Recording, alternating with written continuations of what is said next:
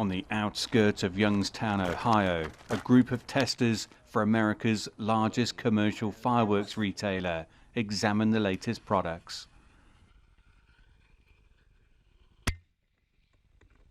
This is an essential part of the Phantom Fireworks quality control, providing feedback to their Chinese-based manufacturers. But right now, the company's focus is on sales and the busy July 4th period. During a 6-week period, we do about 90% of our business. William Weimer is the vice president of the company. He, along with the rest of the firework industry, is worried about tariffs. The trade dispute between China and the US had threatened penalties of 25% imposed on fireworks imported from China. Although that tariff threat was recently avoided following a decision by the US and China to resume trade talks, concerns remain, with US retailers unable to do much about it. The Chinese are the people who have developed fireworks. They've developed the innovations in fireworks. There's no other country that can possibly match the expertise and the experience. Not only can't we find an alternate supplier to China, we're not interested in finding an alternate supplier to China.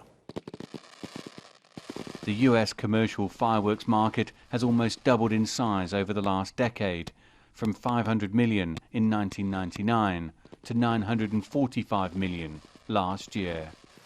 The huge array of fireworks that are now available on the market is pretty impressive. All of these are made in China, and if a tariff is ever imposed, then the company says they'll have no choice but to pass that cost on to the consumer. Maybe we could absorb a couple percent, but we're going to pass on at least 20% of a 25% tariff to our customers.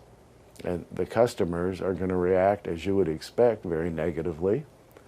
They'll buy less, our business will go down. It would be disastrous. Shoppers in this store appear to agree.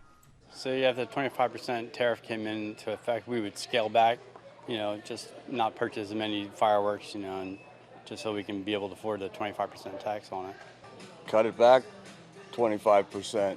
You wouldn't spend $1,000, you'd spend $750. That, Weimer says, would see job layoffs and a halt to expansion plans.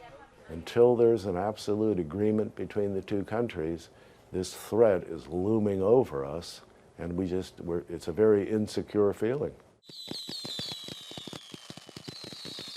The signs are promising for an explosive July 4th fireworks sales period, but concerns remain that the industry could fizzle out if the tariff threat returns. Dan Williams, CGTN, Youngstown, Ohio.